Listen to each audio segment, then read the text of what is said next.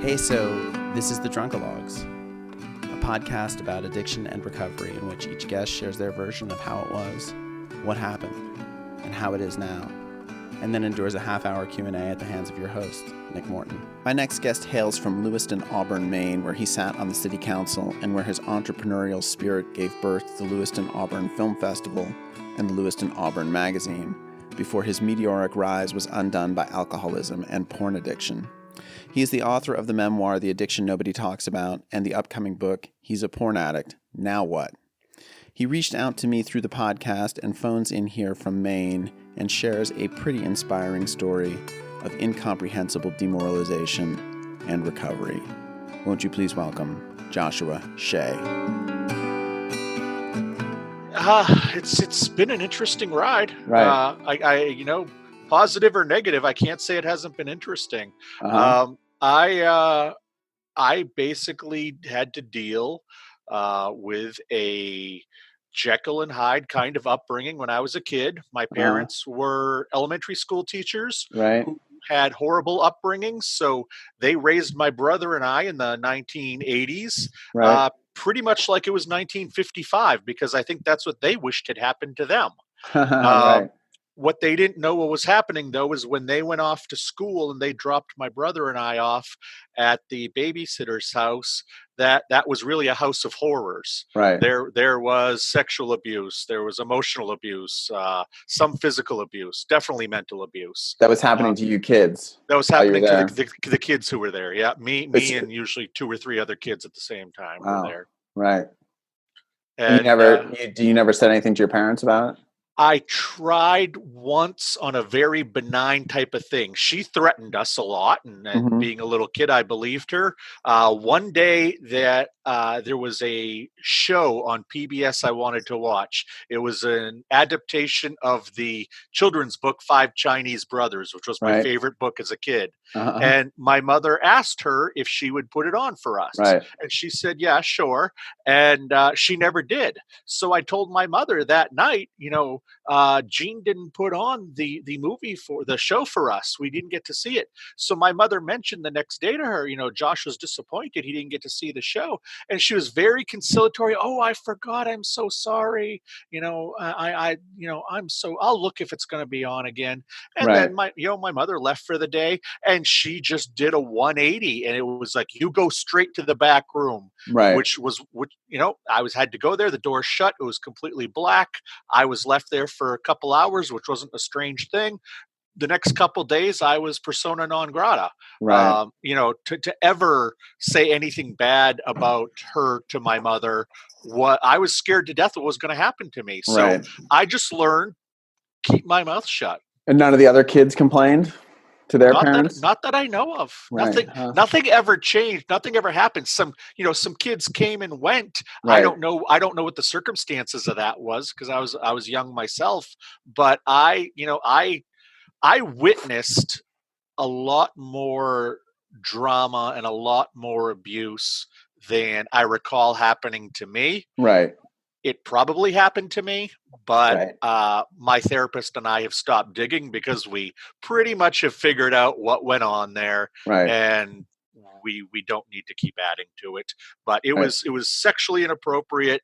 It was abusive, and it was so different than the life that I was leading at my parents' house. Right. I was getting two very different messages, and what I adapted at that babysitter's house was that I adapted these survival skills, these coping skills that, while they might be effective for a 5-year-old boy, are not effective for a 35-year-old man. Right. It was in that house where I learned, just tell her whatever I need to say, just do whatever I need to do to survive to tomorrow. Because that's what's important. The truth doesn't matter. It doesn't matter if you hurt somebody else. There were times where I would get angry at some of the other kids because I knew they were going to get her angry. Right. And I'd hit them first, so she wouldn't hit them harder, because we'd all get it if she did that. Sure. So it was one of these things where I just learned a lot of self-preservation techniques there at a very young age, when maybe a child shouldn't be learning that kind of stuff. And then what happens? Well, I left there. I think I was 7, 8 years old, Right. and being raised by my parents, who were two great, great people. Hmm. When I was 11 or 12 years old, the next stop along my journey was I was with my cousin, who was a couple years older than me, and for the first time ever, I saw hardcore pornography. Right. Showed me a couple Hustler or Penthouse magazines, Sure. and I had the most charged reaction to anything that I'd ever had before. Right. I felt like, oh my goodness, I have just discovered something here. This isn't Right. just sexy. This just isn't dangerous. This is something that is going to be part of my life moving forward. Right. This is a wonderful thing here. Right.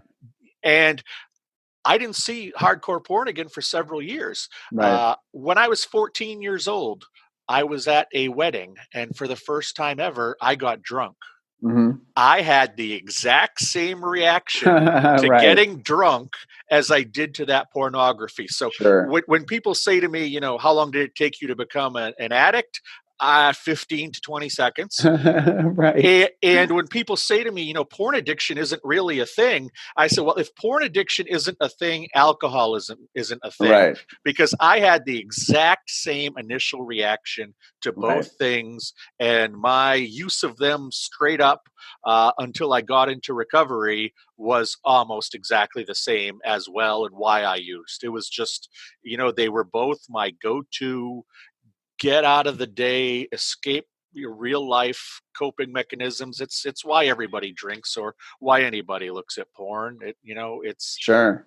It's scratched that itch in a way nothing ever else could. Would you mind just pulling your mic down a tiny little bit again? Sure, not at all. Um, and so you have your first drink at 14. What is that? That's eighth grade, huh? And Yeah, then yeah. and you love it. And then what happens? Where do you go from Well, there? well, from there, I was a smart, resourceful kid. I Hmm. found a video store near my house that would rent Right. me adult films, Right. and I decided to press my luck with a convenience store that I'd heard that would sell beer to kids, and they did. So for most of my high school years, especially the younger ones, before I went out and got a job, was that I would ride my bike to the video store after school. I'd rent two porno movies. Right. Then I'd stop at the convenience store every other day because I drank 3 beers a day. Two before Right. my parents got home from work when I watched one porno movie, and then after they went to bed, I watched the other porno movie and had the other beer. Right. That was almost every day, or at least the weekdays. From the Of time my, you were how old until when? around 14, 15 to Right. probably 17, Right. 18 years old. And by that point, I could get into bars if I Right. wanted. Sure. And, I had no problem. I still used pornography. Um, but after that, one of the things that Were your parents at all aware of Oh, this they had no secret way. life? No. My parents didn't have any alcohol in their house. Right. Three of the four of their parents were alcoholics, Right. so they were very anti-alcohol. They Sure. made me believe if it ever touched my lips, Right. that I would be an instant, out of work, homeless, drunk that couldn't Right. achieve anything. Um, Amazing. and so they didn't, and they were very much conservative, Christian people when it came to the pornography. Right. I was allowed to watch something like Rambo on HBO with no problem, but Right. oh my god, if there was a boob or a guy's butt or Right. anything that was any naked body on TV, we had to change the channel immediately. Right. So I ended up getting a job in journalism when I Huh? was my senior year in high school. Wow. I lucked out and Were got you a a job. good student? I was a very good student. Right. I was a popular student too. I Right. mean, the kids liked me. I did well. I was in some Right. extracurriculars. Um, I ended up getting this amazing job writing sports in high school. Wow. My friends were. I told them they were suckers writing for free for the school paper when I Right. was writing for our actual real hometown newspaper, which was the second biggest in Maine at the time. Wow. And I just fell in love with journalism. So Right. I tried to go to college, didn't really work out. And Where'd then you go? I went to 1 year at Emerson in Boston, Uh-huh. and then I went to 1 year at Roger Williams in Bristol, Rhode Island. And why didn't it work out? because I was going to school to get a job that I already had. Oh, right. And Well, that and makes I sense. also really, from being a small child straight up through college, I never liked people my own age. Right. I couldn't relate to them. Right. I would rather be in the company of adults Right. than be in the company of people my own age. And I loved it when I was working at the newspaper because people didn't see me as a 17 or 18-year-old kid. They just demanded that I get this story done. Or when I learned how to design pages, I designed this page, get it done. Right. I was treated like a true adult Sure. for the first time. Yeah. Um, Right. so the college thing didn't work out, and I slowly, over the next 10 years or so, worked my way up in journalism to more editorial positions, to some better publications. Where were And you living?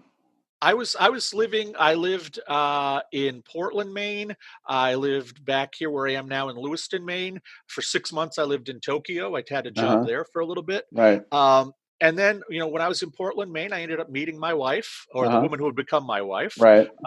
And we had a great courtship. She brought a 2-year-old daughter to the whole thing, who I fell in Nice. love with. Right.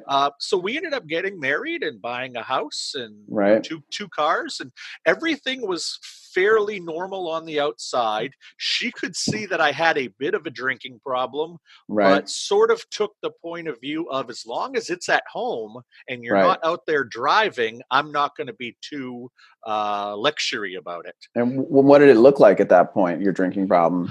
At that point, there were two kinds of drinking. There was the let's relax and crack a bottle of wine that I'd do with her, and then Right. I'd just keep drinking that wine, after she had gone to bed. Right. Or there was the Josh gets up, especially if it was a day I wasn't at work, I did a lot of work from home. Sure. Uh, there were the days where Josh would get up and start to drink beer, and not binge drink, but just slowly drink through the day. And by the end of the day, just nurse a buzz all day long. I was stupid and thought it made me creative.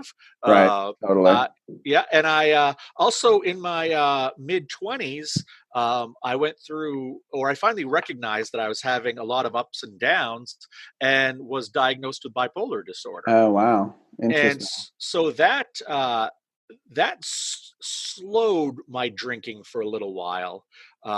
When I was put on the proper meds, Right. probably within 2 or 3 years, I was back to drinking what I was, but there was a lull, 25, 26, 27, Right. that I think it had to do with the meds. Right. Um, uh, I, I still looked at pornography, though, probably 4 or 5 times a week, either when she wasn't at the house or late at night after she went to bed. Right. At this point, I had made the jump over to the internet, Right. and it was nothing, much more exotic than your typical, male female porn, female female. It Right. was, I was not looking at crazy genres. Right. It was pretty vanilla at the Right. time. And then I guess fast forward to my mid 30s. Right. We're talking about 2007, 2008. Right. And I make the decision that, despite the fact that we're in the worst economy that the country has seen in our lifetime, I wanted to start a lifestyle magazine. Right. Uh, there, Portland had two of them, and I figured if Portland could support two, my part of Maine, which is the second most populated, could at least support one. Right. So I wanted to put together the dining, the nightlife, arts and entertainment. And some people said I was crazy, but I worked hard, put it together, and it was an absolute overnight success. Really? Absolutely, I couldn't What was have it predicted called? it. It was just called Lewiston Auburn Right. Magazine. I'm Right. a big fan of not confusing things. Sure. Um, and I had a 5-year business plan that was done within 4 to 6 months. Wow. Uh, Amazing. it was amazing, but it was still a problem. It's a good problem, Right. but good problems are still problems. And I kind of, during this time, I started doing a lot more networking, going to a lot more social events. So Sure. the drinking started to really pick up at this point. Right. I also tend to be need a little bit of lubrication, so to speak, to feel comfortable around crowds. So I thought I was a cool boss. So we had a mini fridge stocked full of beer because I thought that made me cool in my employees' eyes. So before we went out to events, we'd sit around and, have 2 or 3 beers before that. So the drinking really started ramping up as and my ego got bigger, the narcissism, a bit of narcissism kicked in because I did this magazine. And then after about a year and a half, when it's running well, I decided to start one of Northern New England's largest film festivals. Right. And within a couple of years, it was, I think, the second biggest one in Maine. What's that one called? It was called the Lewiston Auburn Film Festival, and Movie Maker magazine called it one of the 25 coolest festivals in the country. Nice. And we were really gaining some traction. That's cool. It was so much fun. I mean, I've done so much creatively and so much professionally. There is almost nothing I've done more fulfilling than getting an independent filmmaker's movie and viewing it for the first time and thinking, "Oh my God, I can't wait to share this with everybody." Right. Yeah. This is just one of the greatest things I've seen. So that was a real labor of love. Had a great time with that. That raised my local and regional profile as well. And then finally, after about 3 years, I decided, what does this area need even more of? And the answer was obviously me. Right. So I ran for I ran for city council and won by a landslide. Wow. So I ran the most popular publication in the area. I ran the most popular cultural event in the area, and I was on our city council helping to make the laws and set the budget. Right. So very, very well known. You could definitely say local celebrity here in Maine. And what year is this now? We're talking about, I was 2012. I was elected to the city council the end of 2011 for a 2-year term. Right. And then things just kept running, but I started to notice in the middle of 2012, towards the end of 2012, that our revenues were plateauing. And they were even starting to creep downward because we'd been around at that point for about 4 years. Right. And we were no longer the hip new thing. I was no longer the scrappy underdog that other businesses just wanted to support. Right. And it turns out some of their advertising worked better elsewhere. Right. Sure. So I am a very good businessman when I have way too much money coming in. Sure. When I don't have enough money coming in, I'm not a good businessman. Right. And this started happening month after month. And I started getting very nervous. I started getting, very antsy about what was going to happen because I could project out and see 6, 8, 10 months down the road, there was going to be some hard decision making to be made. Sure. So and this is where the story really takes a hell of a turn. I made the worst decision of my life, and I decided to pull myself off of my bipolar medication. Wow. And it's something that bipolar people often do. Yeah, sure. Because they, for whatever reason, I told myself, and I think this was very much romanticizing, I told myself that I was a much more creative person when I wasn't on the pills. Right. And I had an extra 2 or 3 hours of crazy energy in me when I wasn't on the pills. Yeah. And if I was going to reach deep and save this business, I couldn't have this, almost restrictor plate of bipolar meds stopping me. So I pulled myself off the meds in mid 2012, late 2012. And I got to tell you, by early 2013, I was absolutely a mess. I was drinking almost all day long. I would start drinking before I went to work. I always had a liquid lunch. Any meetings we had in the afternoon, I made sure we're at the brew pub across our street.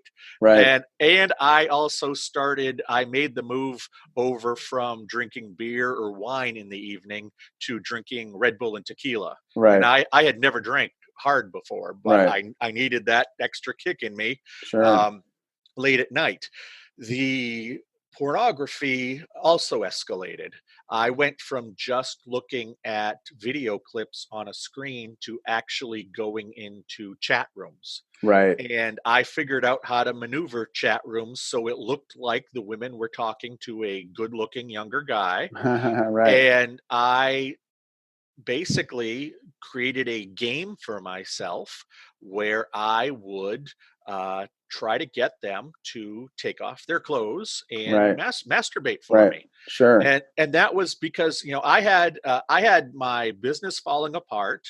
Mm-hmm. My relationship with my wife and kids was becoming more estranged every day. Did you have more children with your wife? I had one son, so Right. I have a. Right now, my daughter is 20. My son is 16. Right. So this was about 8 years ago. So Right. you can Sure. do the basic math. And so my relationship with them was becoming largely non-existent. The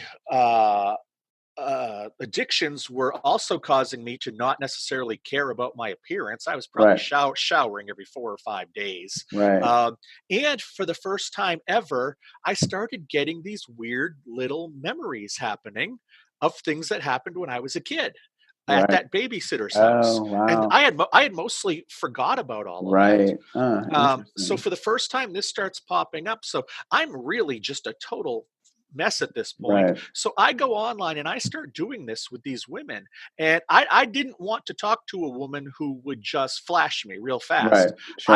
I wanted to talk to a woman who said she would never do something like that. Right. And then I was basically, because she wasn't seeing my face, she was seeing the face of a good-looking guy who looked like he was typing away. Right. I was essentially catfishing her. Sure. And as she shared little bits of information, because of my investigative journalism background, I know how to lead people through questioning. And I'm on the other side of my computer screen doing all kinds of research, trying to Oh, learn stuff. wow. So I would find, you know, say where you were the woman on the other end, you Right. know, I would figure out usually within a few minutes what your Facebook page was. And Right. if I saw that you had lots of pictures of, say, competitive horse jumping, Right. I would just start talking, you know, start randomly saying, "Oh yeah, I have to see my sister in a few weeks. She, at one of her horse meets or whatever the hell they're called. Sure. She's a competitive horse jumper," and that would make the girl all excited. Or if Right. I saw that, you know, she said that her grandmother had just died, I would mention that, you know, my Nana died a year ago and I still miss her so much. And Right. oh my goodness, that happened to me. And so I was Sure. building this rapport and grooming them, and I would spend sometimes 2 and 3 hours, and I'd make it a little bit sexual and then pull it back, and make it a little Right. bit sexual and Right. pull it Wow. back. And I mean, it was truly catfishing. You reel it Right. in, reel them in, and if I was able to get them to perform and sexually on themselves, I gave myself a little trophy, and I would take a couple screen captures. Right. And I didn't use these for sexual gratification, because I know how to use the internet for that. Right. These were my trophies. These were the things that, despite the fact my entire life was falling apart, Right. these were the things that reminded me that I could still do things. Huh. I was Right. still capable. And I was the kind of person who, when you came into my office, my wall was full of plaques, because Right. I had to prove to you that I'm awesome. Right. And this was a way to prove to myself that I was awesome, was to Huh. collect these trophies. So Right. anyway, the morning of March 20th, 2014, I'm sitting at my kitchen table, working on something, and I noticed 2 cars and a van pull up in front of my house. Right. And you don't have to be a fan of 70s cop shows to know what unmarked cars look like. Right. I knew who they were. I had no idea what it was about. I thought somebody Right. must have died. Right. So I went to the door, and the officer in plain clothes standing out front had a piece of paper, and I saw the word search warrant, and I saw some of the other words and made it out quick enough. And he said to me, "We have a search warrant for your computers. We believe that you have underage pornography." And I Right. was like, Wow. "What?" And so I let them in, because when Yeah. they have a search warrant, you have to let them in. And it only took them about 15, 20 minutes to lay their entire case out to me. One of these women who I'd talked to in an absolutely drunken late night state actually turned out to be a teenage girl. Oh, man. And, you know, you know, one of the cops even said to me, you know, "Yeah, maybe you could make an argument she's an adult, but she wasn't. Right. And you can't make that argument." And I at the time I didn't really appreciate it, but now this is 5.5, almost 6 years later. I need to let anybody listening know that I take full responsibility for this, because you and I both know that there are 15 and 16-year-old girls who look 25 and 26, right, and vice versa. And I knew that back then. right, The thing is, and I know that I had used alcohol and I had used so much porn that I was going downhill, and cause and effect and consequences probably weren't really registering with me at the time.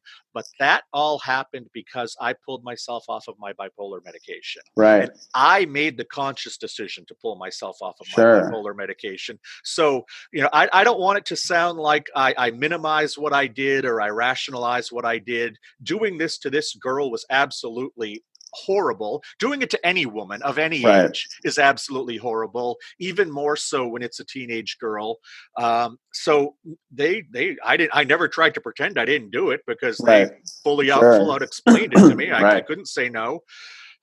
So I was arrested. I was brought to the local sheriff's office, and I called my wife from the police car on the way there, and she came and bailed me out. Right.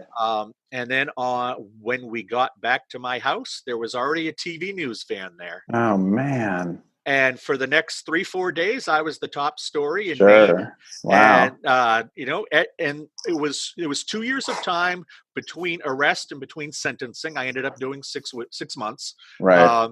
But between arrest and between sentencing, I went to a 10-week rehab for alcoholism. I Right. went to a 7-week rehab for sex and porn addiction. I, being a research guy, read probably about 30 books and got my hands on any study I could find.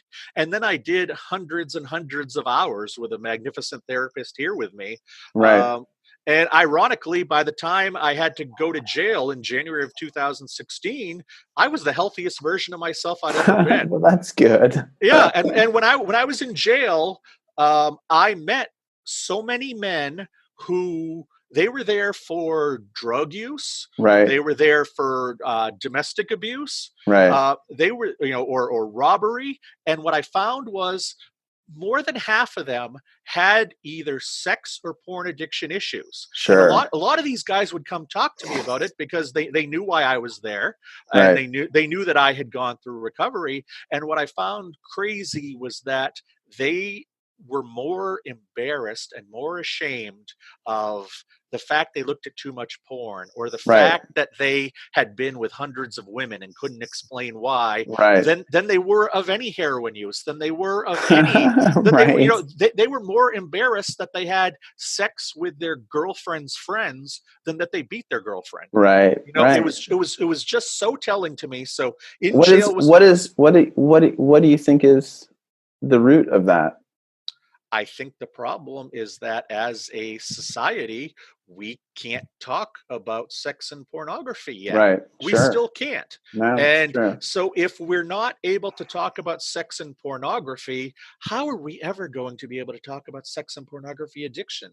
Right. Sure. We're not going to be. So I came to that realization while I was in jail, and decided that, when I first got arrested and started to look up books, there was some sex addict books. There was no porn addict books. So I decided that when I got out of jail, I was going to begin creating resources for porn addicts. Amazing. And that I was going to start going on shows like yours. Right. I was going to start talking about this. I do presentations in libraries. I go to some churches. Anybody who will stand there and listen to me talk. And I probably know more about porn addiction as a problem out there, and co-occurring addictions, because the alcoholism did play a big part.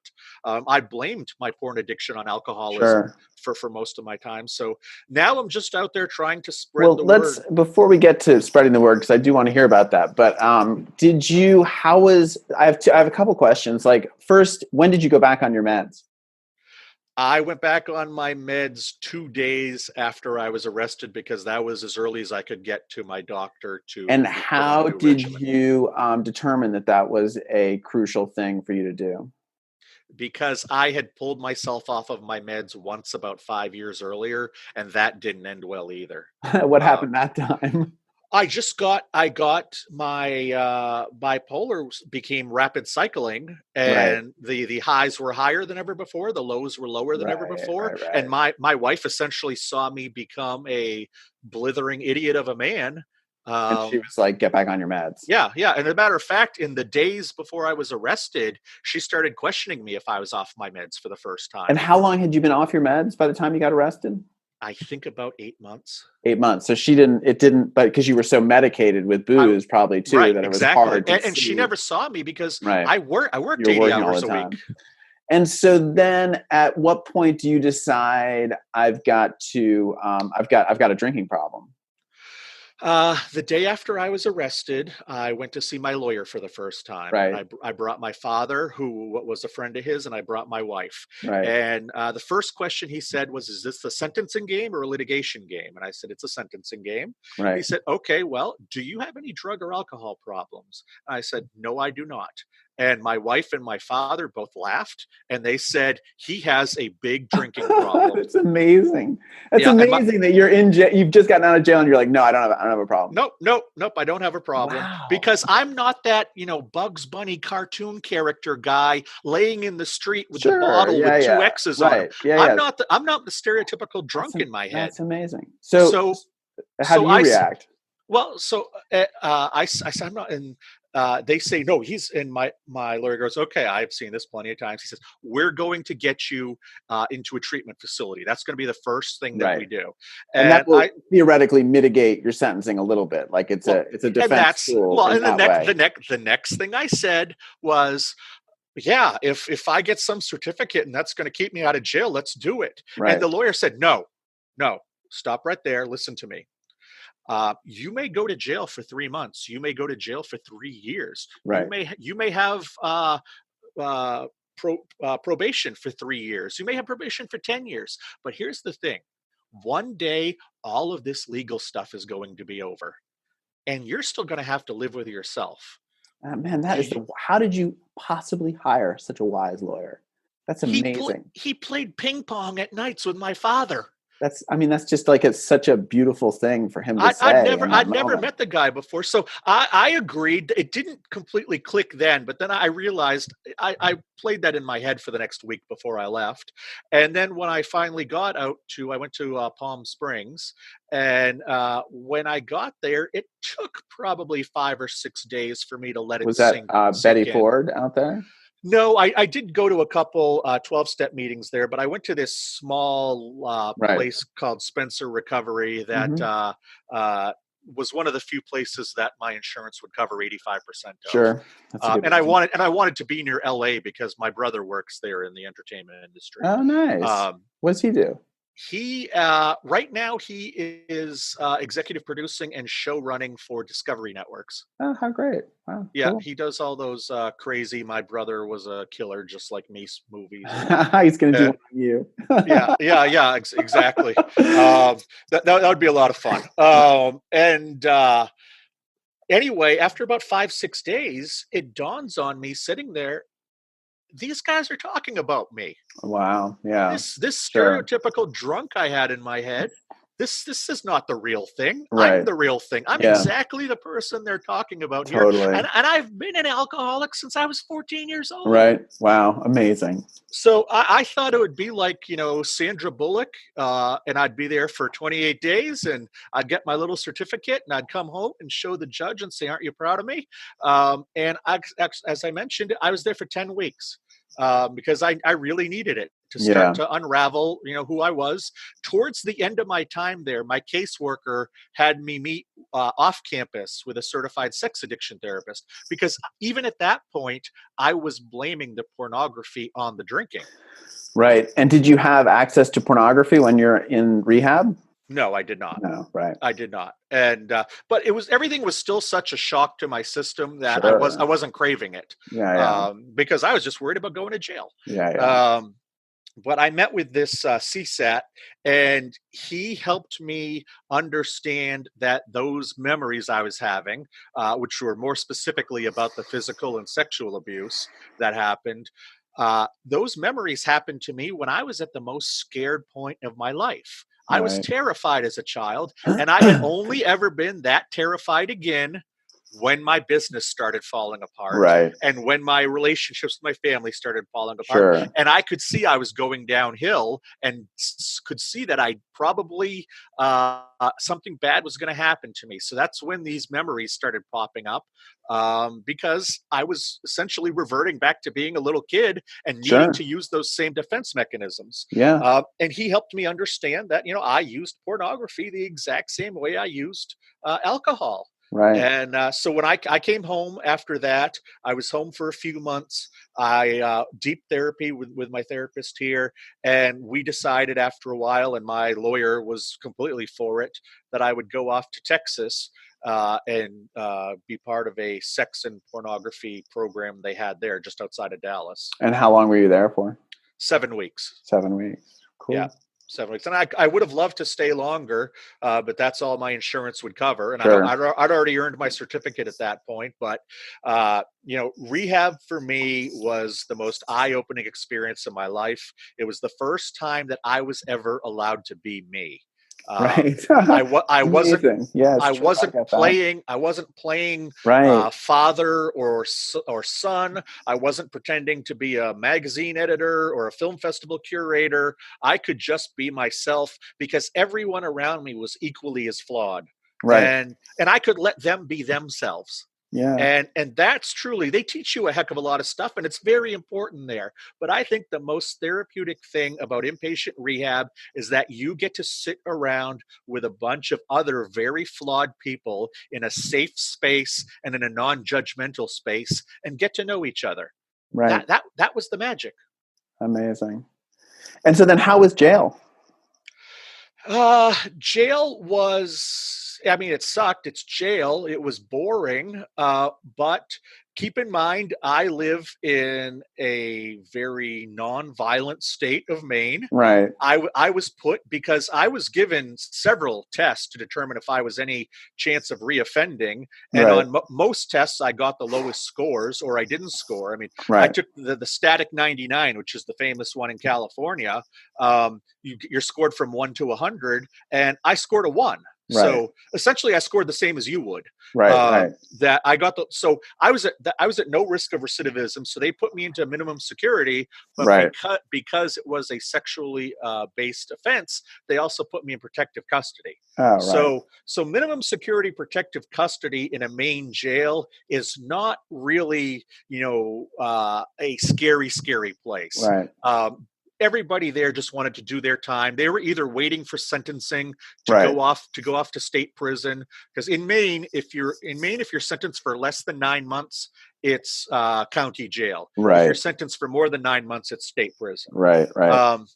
But it was, it was a private bathroom, private shower. Right. The people weren't horrible. I was able to write 2 books while I was there. I probably read 25 books. It sucked. I lost all sense of time. I couldn't operate on a 24-hour system. Sure. I have a hard enough time outside of jail, much less in the same room all the time. And it was just I had no responsibilities. And while that sounds wonderful, right. While that sounds wonderful, when nobody expects or needs anything of you or demands anything of you or wants anything of you, it's kind of a lonely existence, and there's not a lot of purpose to your life. So I tried to write and I tried to read. That's what I tried to sink my days into doing. And how did you navigate this whole thing with your family? I mean, they're still with you, yeah? Your wife is still with you? Yeah, and it's better than it ever has been. Right. The day I was arrested, the police officer, he let me ride in the front seat to the sheriff's office, and he actually made the statement to me. He's like, "You're calmer than anybody I've ever seen in this position." Right. And I said, "Well, I clearly did it, Right. and I knew that I was sick at the time. And I Right. said, something's going to change here. So this might Right. not be a bad thing." I had that moment of clarity. Right. And I called my wife. He gave me my cell phone, and I called my wife and I said, listen, the police just stopped at our house. They said that I had underage pornography on my computer. Right. They proved to me I had it on my computer and I can explain things, but you need to bring $500 to the sheriff's office to bail me Right. out. Right. So when I got bailed out, they told me she was sitting out in our car. I walked out to the car. I sat down in the seat next to her and I said, don't say a word. I am not going to fight you on this. You can have a divorce. There's no fighting. You can have the house. You can have the kids. You can have the cars. This is so far beyond anything that you deserve. Whatever you want. And she's I have one question. That I just need you to answer this.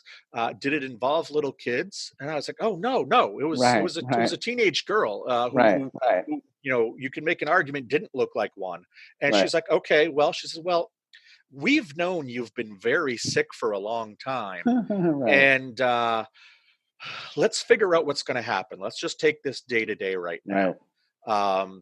Because she wasn't a prude when it came to pornography or Right. sex or naked people. So that helped that she Right. has, somewhat healthy attitudes towards sexuality. But how they always say that the family gets ill along with the addict. Sure. It was true for her as well. The last Right. year or two of my addictions, she gained huge amounts of weight. Right. My kids kind of, started doing poorly in school, a little more withdrawn. And I think that the best thing in the world for them was that 10 days after I was arrested, I left. I went to California. So Right. they could pull their lives together and get some kind of semblance of what was going on. They all did therapy at one time or another while I was gone. And my wife actually went and joined the bariatric program at a local hospital. So she did the gastric sleeve bypass because she gained a ton of weight and she ended up Right. losing over 100 pounds. Wow. And she's now healthier than she's Right. ever been.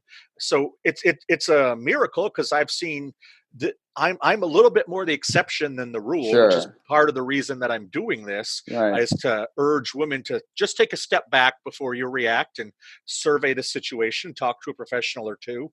But I'm very lucky because my family situation now is stronger than it ever has been. And you're talking about 4 people who are healthier than they ever have been. And I don't think that ever would have happened. And as cheesy and trite and Hallmark movie channel as it is to say, I think that those cops were kind of like angels at the door and they saved my life. Wow. And what, so what are the books? Let's talk about the books for a minute or two. My first book was the one that I wrote the first draft of in jail. It ended up coming out January of last year, 2018. That's actually got one here. That's called The Addiction Nobody Will Talk About. That's my memoir. That's Right. 4 years of my life leading up to the day of the arrest. Right. I basically trace from the very beginning of the magazine starting to its demise and how my addiction went into a demise because of it. Although I do talk about the babysitter, I do talk about things that happened to me when I was young, and I leave it with finishing up with jail and Right. being in a place to get healthy. My next book actually comes out the first week of December. It's called He's a Porn Addict, Now What? And Right. I wrote that with a licensed marriage and family therapist out of California.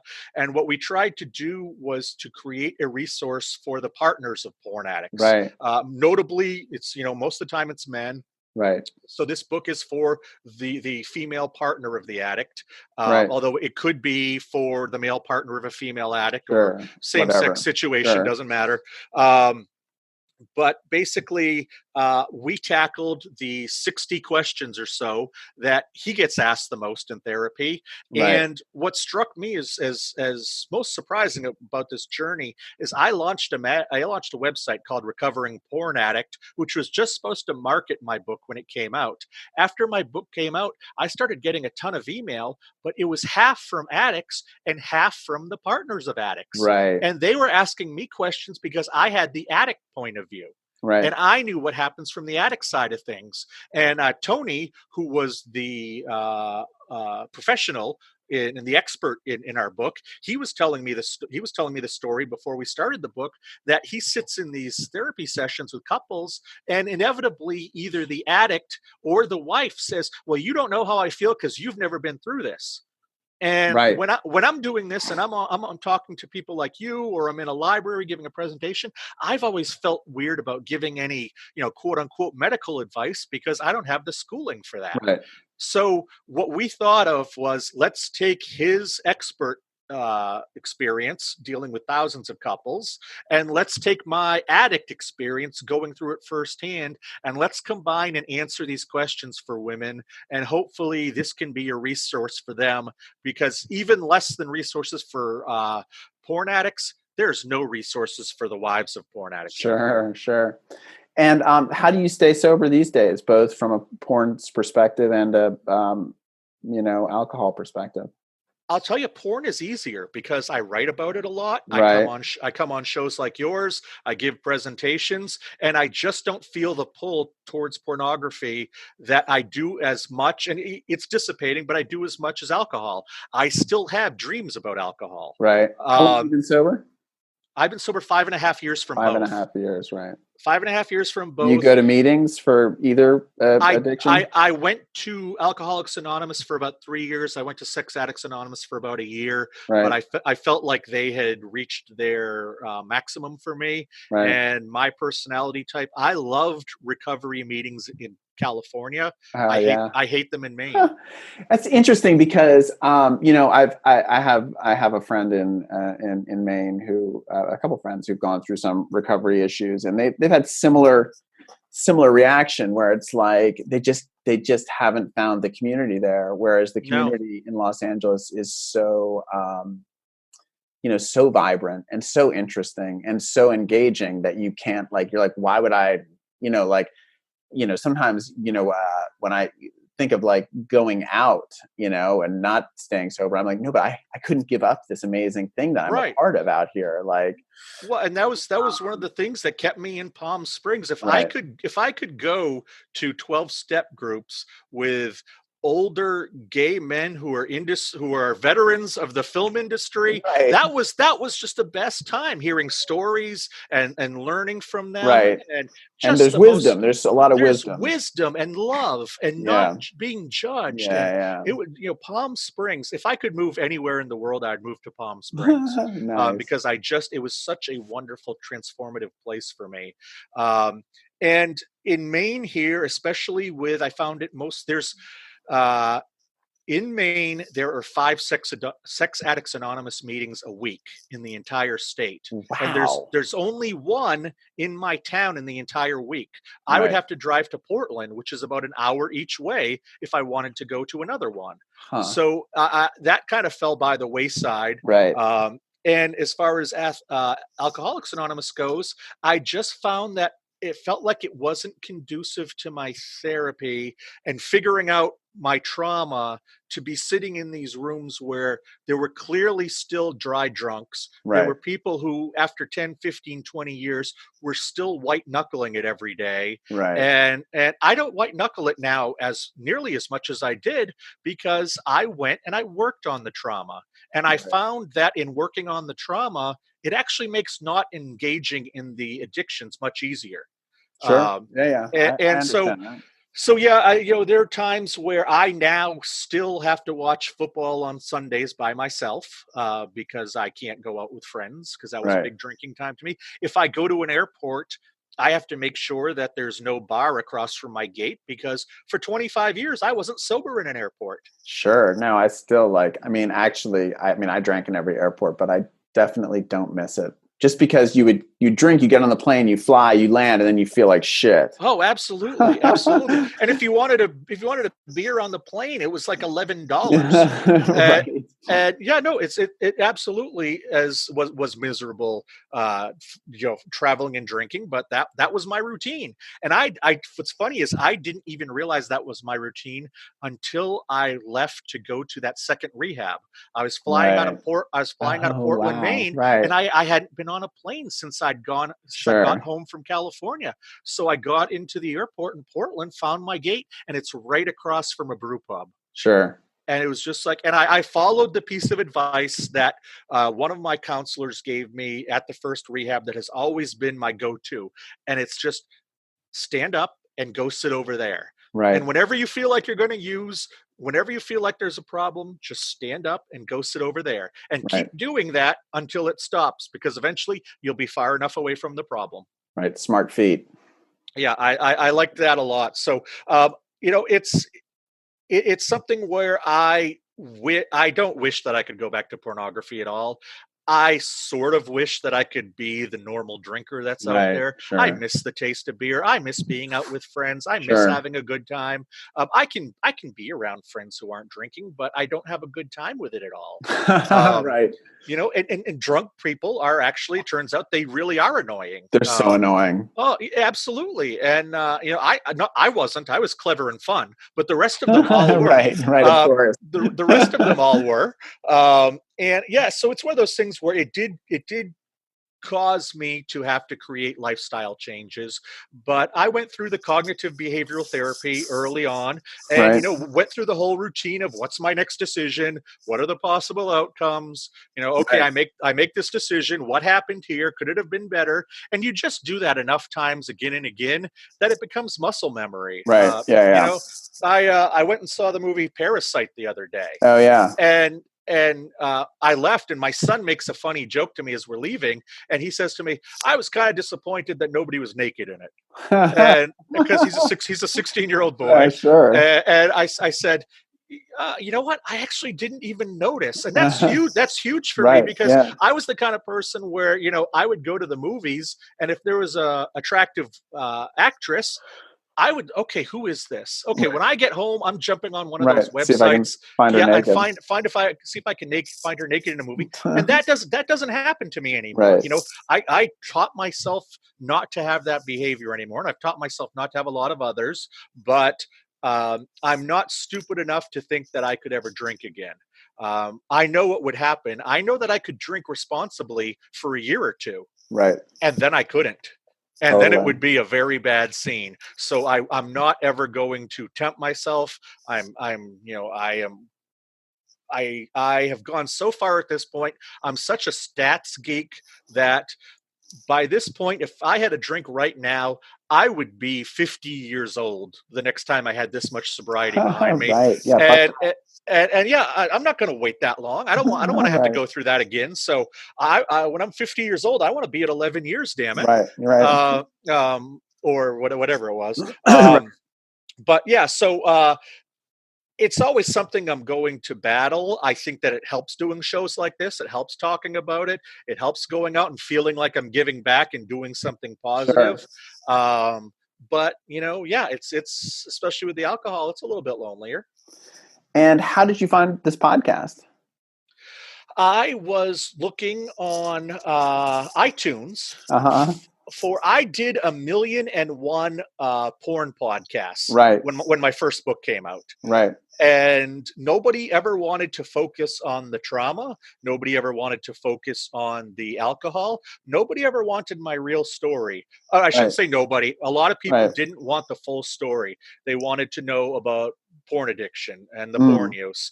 And I just felt like in developing my programs and talking to people, I wanted to do something more. So I looked at shows that had more of co-occurring disorders. Right. I looked at shows that didn't seem like they were made by, some weird kid in his basement. Right. Turns out it's a weird guy in his living room. And I was looking to take it to the next level because what I feel like, and I'm not a religious person, the spiritual aspect of the 12 steps really has still eluded me for the most part. I believe things work out for a reason. I have faith in the universe. Hang on, let me just get this phone here. No problem. Nope, somebody else got it. Okay, and I you have faith that things work out? I have faith things work out the way they're supposed to. But I mean, that is largely my higher power. Yeah, I say the universe.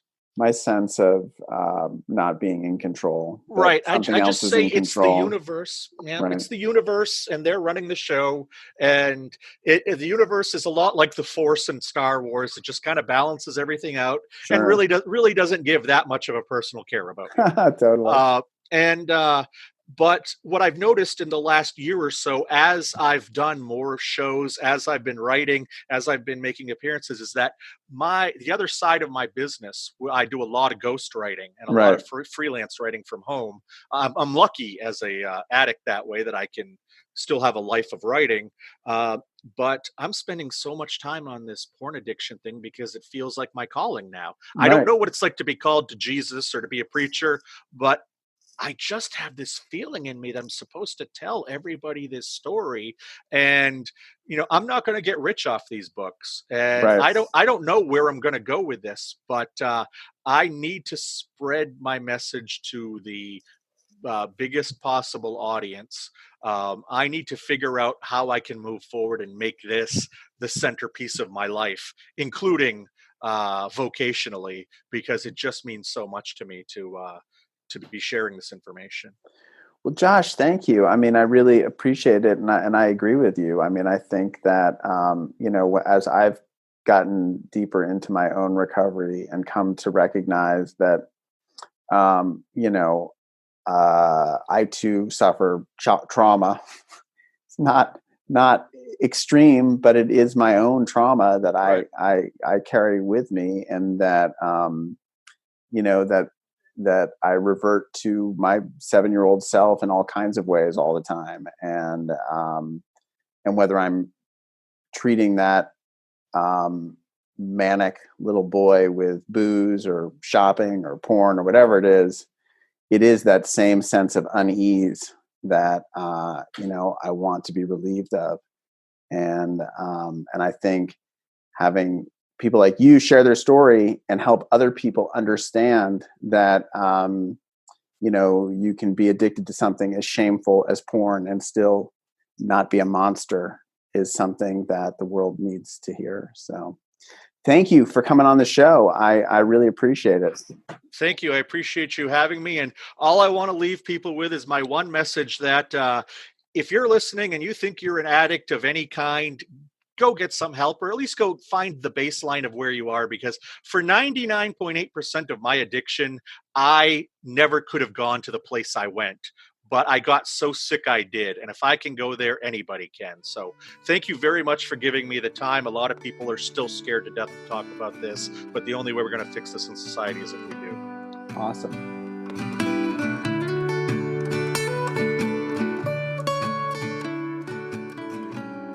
Hey, so if you've been enjoying this podcast, you can head over to my Patreon page and feel completely free to support the show with a modest contribution at www.patreon.com/thedrunkalogs.